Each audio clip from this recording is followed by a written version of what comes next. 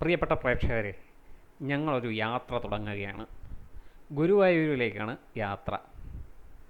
ക്ഷേത്ര ദർശനം മാത്രമല്ല, മായയുടെ അടുത്ത സുഹൃത്ത് സിനിതയുടെ മകൾ അമൃതയുടെ കല്യാണം കൂടുക എന്നുള്ള ഒരു ഉദ്ദേശം കൂടെ ഞങ്ങളുടെ യാത്രയ്ക്കുണ്ട്. ഞാനും മായയും അമ്മുവുമാണ് യാത്രക്കാർ. കുഞ്ചുവിന് എക്സാം ആയതുകൊണ്ട് ഞങ്ങളുടെ കൂടെ ജോയിൻ ചെയ്തിട്ടില്ല. അമ്മുവാണ് വണ്ടി ഓടിക്കുന്നത്.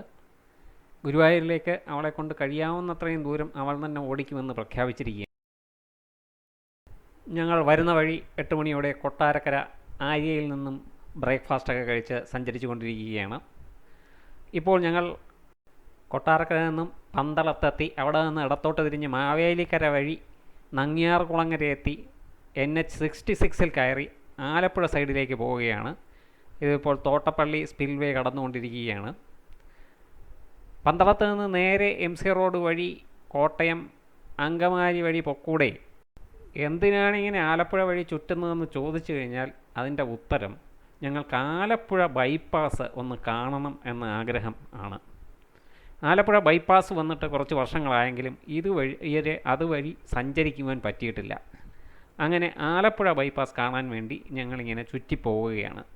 അങ്ങനെ ബൈപ്പാസ് എത്തി ഞങ്ങൾ ബൈപ്പാസിലേക്ക് കയറിക്കൊണ്ടിരിക്കുന്നു. ഇത് ആലപ്പുഴ ബൈപ്പാസിൻ്റെ ദൃശ്യങ്ങളാണ്. വളരെ നല്ല രീതിയിൽ പണി കഴിപ്പിച്ചിരിക്കുന്ന ഒരു റോഡാണ് ആലപ്പുഴ ബൈപ്പാസ്. ഇതൊരു എലിവേറ്റഡ് റോഡാണ്.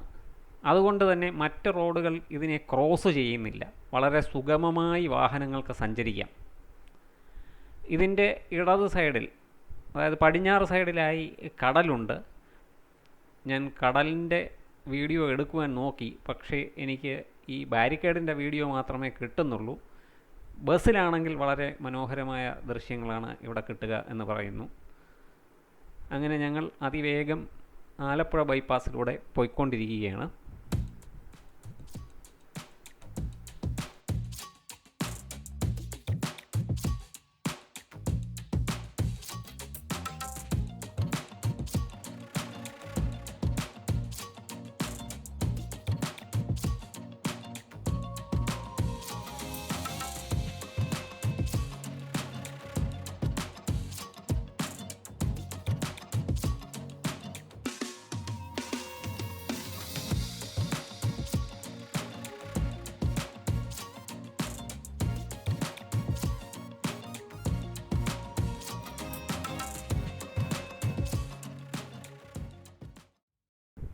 ഞങ്ങൾ ഏകദേശം ബൈപ്പാസിൻ്റെ അവസാനത്തോടടുത്തു. നേരത്തെ ആലപ്പുഴ കടക്കാൻ അരമണിക്കൂറിൽ കൂടുതൽ എടുത്തിരുന്ന സ്ഥാനത്ത് ഇപ്പോൾ ഏകദേശം 5 മിനിറ്റ് മാത്രമേ ഞങ്ങൾക്ക് വേണ്ടി വന്നുള്ളൂ ആലപ്പുഴ കടക്കാൻ. ഇവിടെ ഒരു ടോൾ ബൂത്ത് ഉണ്ട്, പക്ഷേ ടോൾ പിരിച്ചു തുടങ്ങിയിട്ടില്ല. അങ്ങനെ ഞങ്ങൾ ആലപ്പുഴ ബൈപ്പാസ് വിട്ട് മെയിൻ ഹൈവേയോട് ചേർന്നു. ഞങ്ങളിപ്പോൾ ചേർത്തലയിൽ നിന്നുമുള്ള 4 ലൈൻ റോഡിലാണ്. ഇവിടെ തകൃതിയായി പണി നടക്കുന്നതിനാൽ മിക്ക സ്ഥലത്തും ഇതാണ് അവസ്ഥ. 4 ലൈൻ പോയിട്ട് കഷ്ടിച്ച് ഒരു ബസ്സിന് പോകാവുന്ന വീതിയിൽ ഓരോ ലൈൻസ് മാത്രമേ 2 സൈഡിലേക്കും ഉള്ളൂ. അതുകൊണ്ട് തന്നെ നല്ല ബ്ലോക്കുണ്ട്. വളരെ പതുക്കെയാണ് സഞ്ചാരം. അരൂർ പാലം എത്തുന്നതുവരെ ഇതാണ് അവസ്ഥ. അതുകൊണ്ട് തീരെ നിവർത്തിയില്ലെങ്കിൽ മാത്രമേ ഈ റൂട്ടിൽ കൂടെ വരാവൂ. അങ്ങനെ എഴഞ്ഞെഴഞ്ഞ് അവസാനം അരൂരെത്തി. പാലത്തിലെ സിഗ്നൽ കിട്ടി. നേരെ അരൂർ പാലത്തിലേക്ക് കയറുകയാണ്. പാലം പിന്നിട്ട് ടോൾ ബൂത്തിലെത്തി. റോഡിൻ്റെ അവസ്ഥ ഇങ്ങനെയൊക്കെ ആണെങ്കിലും ടോൾ പിരിവ് ഊർജിതമായി തന്നെ നടക്കുന്നുണ്ട്.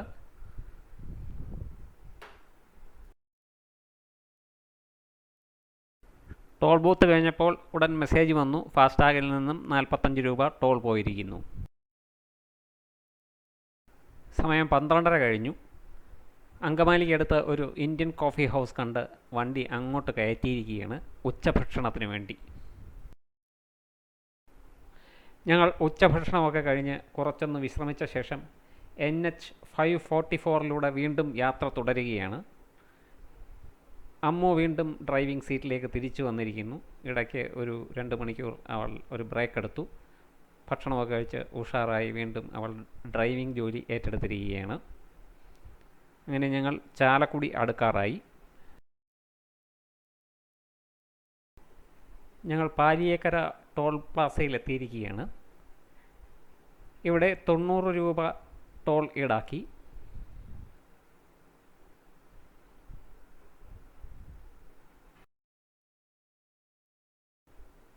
ടോൾ പ്ലാസ കഴിഞ്ഞ് അധികം വൈകാതെ ഞങ്ങൾ തൃശ്ശൂരിലേക്കുള്ള എക്സിറ്റ് എടുത്ത് തൃശ്ശൂർ സിറ്റിയിലേക്ക് യാത്രയായി. ഞങ്ങളിപ്പോൾ തൃശ്ശൂർ നഗരം പിന്നിട്ട് തൃശ്ശൂർ കുന്നംകുളം റൂട്ടിലൂടെ സഞ്ചരിച്ചു കൊണ്ടിരിക്കുകയാണ്. ഇവിടെ റോഡ് അത്ര നല്ലതല്ല, കുറച്ച് കുഴികളും കാര്യങ്ങളും ഒക്കെ ഉണ്ട്. ഞങ്ങൾ ഏകദേശം 3 മണിയോടെ ഗുരുവായൂരിലെത്തി ഹോട്ടലിൽ ചെക്ക് ഇൻ ചെയ്തു. അതിനുശേഷം ഒന്ന് ഫ്രഷായി അമ്പലത്തിലേക്ക് ദർശനത്തിന് പോയി. ദർശനമൊക്കെ കഴിഞ്ഞ് തിരിച്ചു വന്ന് വിവാഹ പാർട്ടി താമസിക്കുന്ന ഹോട്ടലിലേക്ക് നടന്ന് പോയിക്കൊണ്ടിരിക്കുകയാണ്. ഞങ്ങൾക്ക് ഏകദേശം 1 മണിക്കൂർ വെയിറ്റ് ചെയ്തപ്പോൾ തന്നെ ഇന്ന് ദർശനം സാധ്യമായി. ഭഗവാനെ നന്നായി ദർശിക്കുവാൻ സാധിച്ചു. ഞങ്ങളിപ്പോൾ ഗോകുലം വനമാല ഹോട്ടലിൽ സിനിതയോടും കുടുംബത്തോടും ഒപ്പം ആഹാരം കഴിക്കുവാൻ എത്തിയിരിക്കുകയാണ്.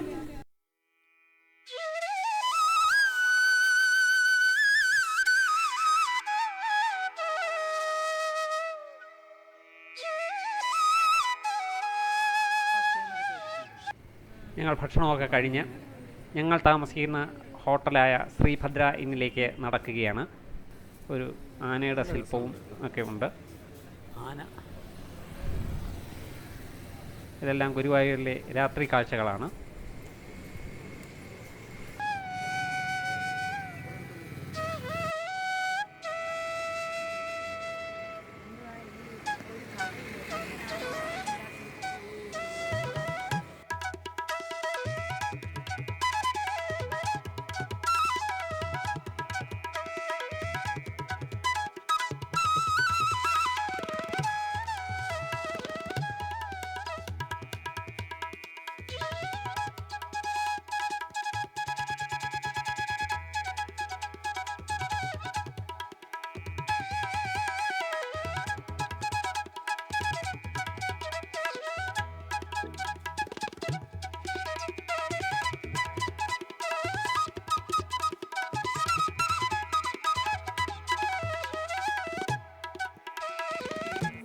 മേൽപ്പത്തൂർ ഓഡിറ്റോറിയത്തിൽ ഒരു നൃത്തപരിപാടി നടക്കുന്നതായിരുന്നു.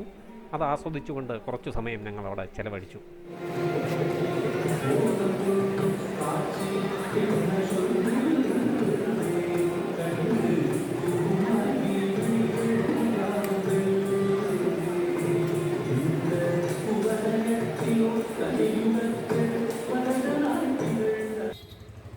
ഇതാണ് ഞങ്ങൾ താമസിക്കുന്ന ശ്രീഭദ്ര റെസിഡൻസി ഹോട്ടൽ. വെളിച്ചത്തിൽ കുളിച്ചു നിൽക്കുന്നു. വിവാഹ ദിവസം രാവിലെയായി. ഞങ്ങൾ ബ്രേക്ക്ഫാസ്റ്റിനായി ഗോകുലം വനമാലയിൽ എത്തിയിരിക്കുകയാണ്. ബ്രേക്ക്ഫാസ്റ്റ് കഴിഞ്ഞ് ഞങ്ങളെല്ലാവരും കൂടെ അമ്പലത്തിലേക്ക് പോകും.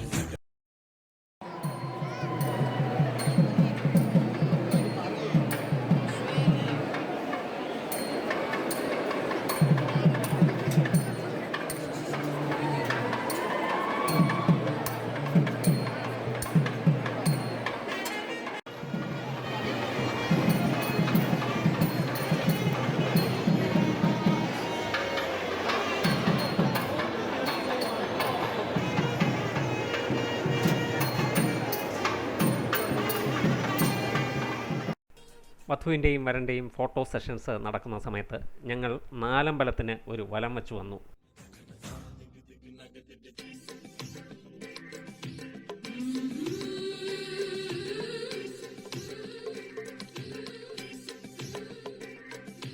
മനസ്സിൽ മിഥുന മഴ പൊഴിയും അഴകിലൊരു മയിലിനലസലാസ്യം ഹരിത വനമഴയിൽ ഒരു ഹരിണ യുവതിയുടെ പ്രണയഭരിത ഭാവം സ്വരകളികളിലൂടെ ശ്രുതിലയ സുഖമോടെ ഗന്ധർവ സംഗീതം മംഗളരാഗമുതന്നുണരുന്നു രാധേ നിൻ ശ്രീപാദം ചഞ്ചലമാകുന്നു മനസ്സിൽ മിഥുന മഴ പൊഴിയും അഴകിൽ ഒരു മയിലിൻ അലസലാസ്യം ഹരിതപനിയിൽ ഒരു ഹരിണ യുവതിയുടെ പ്രണയഭരിത ഭാവം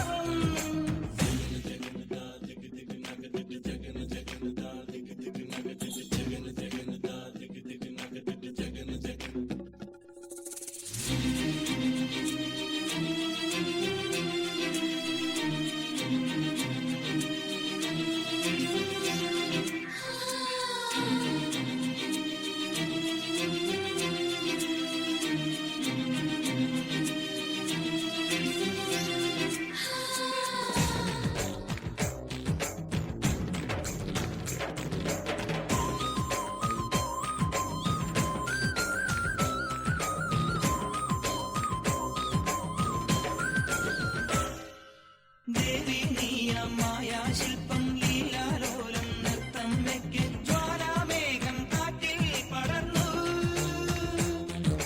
ദേവി നീയാം മായാശില്പം ലീലാലോലം നൃത്തം വെക്ക് ജ്വാലാമേഘം കാറ്റിൽ പടർന്നു.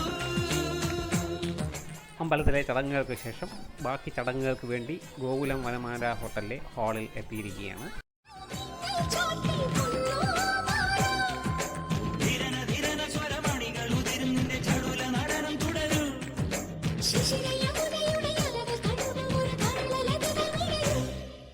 മനസ്സിൽ മിഥുന മഴ പൊഴിയും അഴകിൽ ഒരു മയിലിൻ അലസലാസ്യം ഹരിതവനിയിൽ ഒരു ഹരിത യുവതിയുടെ പ്രണയഭരിത ഭാവം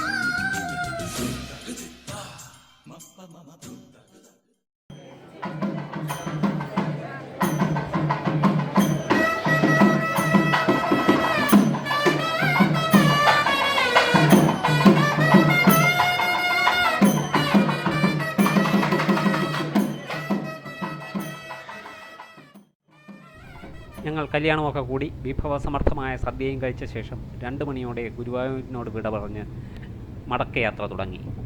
ഇപ്പോൾ NH 544 തിരുവനന്തപുരത്തേക്ക് അമ്മു കാർ പറപ്പിക്കുകയാണ്.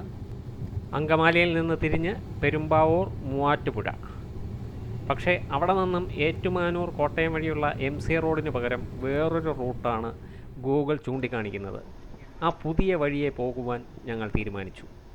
ആ പുതിയ വഴിയുടെ ദൃശ്യങ്ങളുമായി അടുത്ത വീഡിയോ ഉടനെ വരുന്നതായിരിക്കും. അപ്പോൾ ഒരു ചെറിയ കാര്യം, എൻ്റെ ചാനൽ ഇതുവരെ സബ്സ്ക്രൈബ് ചെയ്തിട്ടില്ലെങ്കിൽ ദയവായി ഒന്ന് സബ്സ്ക്രൈബ് ചെയ്യുക.